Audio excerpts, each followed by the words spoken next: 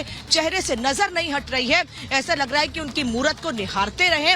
और जो लोग यहाँ आ रहे हैं वो क्या कह रहे हैं, सुरक्षा को लेकर क्या इंतजाम है, सुनिए।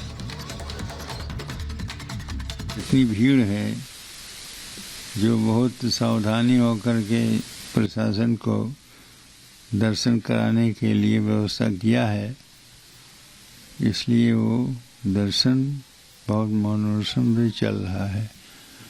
यह दर्शन कब तक चलेगा, कब तक भीड़ रहेगी, कोई कहा नहीं जा सकता है, क्योंकि जितने लोग जा रहे हैं उतने लोग दर्शन हो रहा है। कल जो है खाली दर्शन देखने के लिए, व्यवस्था देखने के लिए स्वयं मुख्यमंत्री जी आए थे और उन्होंने देखा कि बहुत ही सुंदर ढंग से यह यात्री दर्शन कर रहे हैं।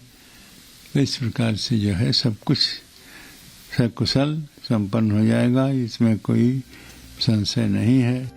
तो बिल्कुल तस्वीरें हम अपने दर्शकों को दिखा दें। ये दरअसल राम भक्तों की भीड़ है जो लगातार मंदिर परिसर में पहुंच रही है अपने आराध्य के दर्शन के लिए। लेकिन सुबह से ही रामलला के तमाम भक्त जो हैं वो राम मंदिर में पहुंचकर अपने आराध्य के दर्शन कर रहे हैं और हर कोई दर्शन के बाद सिर्फ यही बोल रहा है कि उनको यही लग रहा है कि जब वो रामलला के दर्शन कर रहे हैं तो रामलला उनसे बात करने वाले हैं। प्रशासन पूरी तरह से मुस्तैद है, हर एक पॉइंट पर जो है वो नजर रखी जा रही है ताकि यहां पर पहुंचने वाले श्रद्धालुओं को किसी भी तरह की कोई दिक्कत ना हो। इसी से जुड़ी एक रिपोर्ट आपको दिखाते हैं।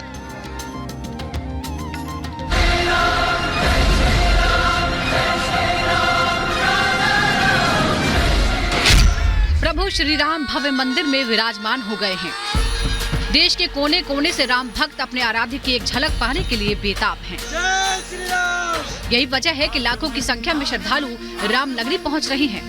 भव्य मंदिर में लगातार बढ़ रही संख्या को देखते हुए प्रशासन अलर्ट हो गया है।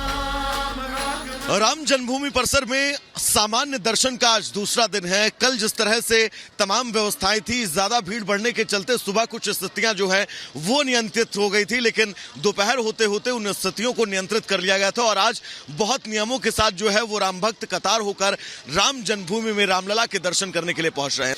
यानी कि व्यवस्थाएं आज सुचारू रूप से जो है वो राम जन्मभूमि परिसर के अंदर चल रही हैं और कोशिश यही है कि श्रद्धालुओं को बिना किसी परेशानी के, उनको बिना किसी दिक्कत के यहाँ पर जो है वो दर्शन के लिए रामलला के आराम से सुरक्षा के नियमों को ध्यान में रखते हुए करवाया जा सके।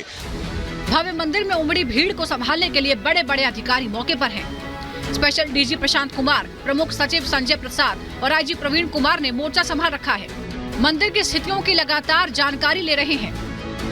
यहाँ सभी लोग यहाँ पे मौजूद हैं और मैं और हमारे प्रमुख सचिव गृह यहाँ खुद व्यवस्थाओं को देखने के लिए भेजे गए हैं शासन के द्वारा। यहाँ सुचारू रूप से दर्शन प्रारंभ हो गया है। क्राउड मैनेजमेंट के लिए हम लोगों ने क्यू सिस्टम को और इम्प्रूव किया है और पूरे चैनल बना दिए गए हैं जिसके तरफ से लोग जा रहे हैं लगातार और अबाधित तरीके से, सुचारूपूर्ण तरीके से। नहीं, ये एक्सपेक्ट हमारे पास जितने भी लोग आएंगे हम देखेंगे। अयोध्या में भक्तों का तांता लगा हुआ है। मंदिर ही नहीं, सड़कों पर भी श्रद्धालु अपना डेरा जमाए हुए हैं। हर कोई रामलला के दर्शन करने के लिए अपनी बारी का इंतजार कर रहा है। रामनगरी में उमड़ रही भीड़ को देखते हुए प्रशासन ने आरएएफ की तैनाती 26 जनवरी तक बढ़ा दी है। आरएएफ के 1000 जवान मंदिर के परिसर में तैनात हैं। यही नहीं, पुलिस की ड्यूटी भी 25 जनवरी तक बढ़ा दी गई है। अयोध्या में 8000 से ज्यादा पुलिसकर्मी तैनात हैं। नहीं, आरएएफ नहीं, पुलिस प्रशासन का बंदोबस्त है। कल का जो कुछ हुआ परेशानी लोगों को, आज हम उसको दुरुस्त करने की कोशिश किए हैं कि लोगों को असुविधा न हो और बढ़िया दर्शन कर पाए। अप्रॉक्सीमेट 1000 के आसपास पूरा मंदिर परिसर राम मंदिर में दर्शन को लेकर फैल रही अफवाहों पर भी प्रशासन एक्शन में आ गया है। रामलला की झलक पाने के लिए अयोध्या में उमड़ रही भीड़ को लेकर प्रशासन ने श्रद्धालुओं से अपील की है। प्रशासन ने लोगों से अपील की है कि दर्शन करने के लिए हड़बड़ाएं नहीं, भीड़ कम होने पर ही दर्शन करने आए। 10 से 15 दिन के बाद ही अयोध्या आए। बुजुर्ग और दिव्यांगों से 2 हफ्ते के बाद आने की अपील। मंदिर को लेकर अफवाह पर ध्यान न दें। यही नहीं, श्रद्धालुओं की भीड़ बढ़ने की खबर मिलते ही सीएम योगी आदित्यनाथ खुद अयोध्या पहुंच गए थे। मुख्यमंत्री योगी आदित्यनाथ राम मंदिर में पूरी तरह से नजर बनाए हुए हैं। लगातार बड़े बड़े अधिकारियों से बातचीत कर रहे हैं और पल पल की अपडेट ले रहे हैं। Bureau report, public Bharat.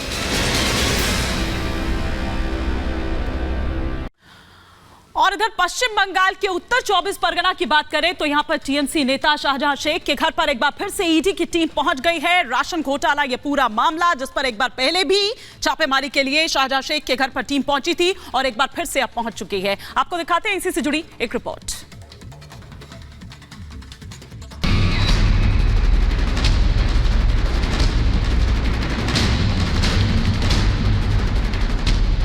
पश्चिम बंगाल के उत्तर 24 परगना में टीएमसी नेता शाहजहां शेख के घर पर ईडी की टीम एक बार फिर पहुंच गई है।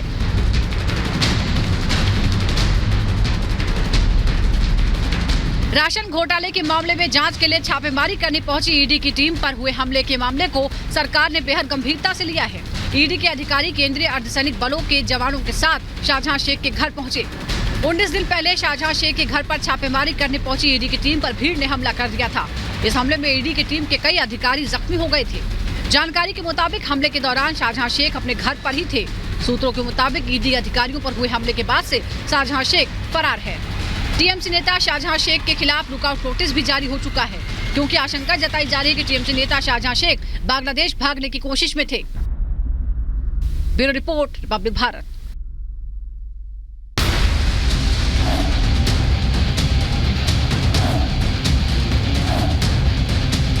भारत सरकार को मैं अपनी तरफ से और बिहार की जनता की तरफ से मैं भारत सरकार को बधाई देना चाहता हूं।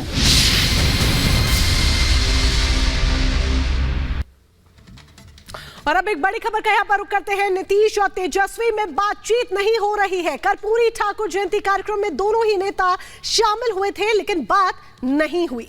जी हाँ, अगल बगल जरूर बैठे रहे दीपेश, लेकिन बात तक नहीं हुई। हालांकि ये कोई पहली बार नहीं है, इससे पहले से ही इस तरह की खबरें आ रही हैं कि तेजस्वी यादव ने राजनीतिक हलचल जो हलचल चल रही है और हल्के हैं राजनीतिक, उन पर कोई ऐसा जवाब नहीं दिया। बिल्कुल, अब देखने वाली बात होगी कि आखिर इसका असर बिहार की सियासत पे क्या होने वाला है। तेजस्वी ने पत्रकारों से बात करते हुए एक बार भी नीतीश का नाम नहीं लिया है। तो जैसा जानकारी मिल रही है कि एक तरफ बगावती सुर जो है वो बिहार में सुनाई देने लगे हैं, तो दूसरी तरफ यहां बात नहीं हुई। तो लगातार लड़ते रहे, कई अवसर पर कई अवसर पर इसकी मांग रखी गई। तो ऐसा नहीं, जितने समाजवादी नेता, कोई आरजेडी लालू जी या तेजस्वी यादव भी नहीं, जितने समाजवादी नेता रहे हैं उन सभी लोगों ने लगातार समय समय पर मांग किया। जो रहे बिहार के पूर्व मुख्यमंत्री, बड़े समाजवादी नेता स्वर्गीय कर्पूरी ठाकुर जी को भारत रत्न जो है मिला है, तो इससे बहुत ही खुशी की बात है।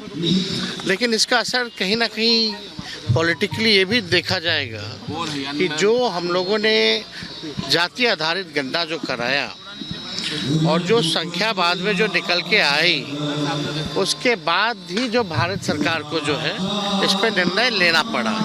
खैर जो भी बात हो, लेकिन भारत रत्न मिला है तो इसका हम लोग जो है खुशी मनाते हैं।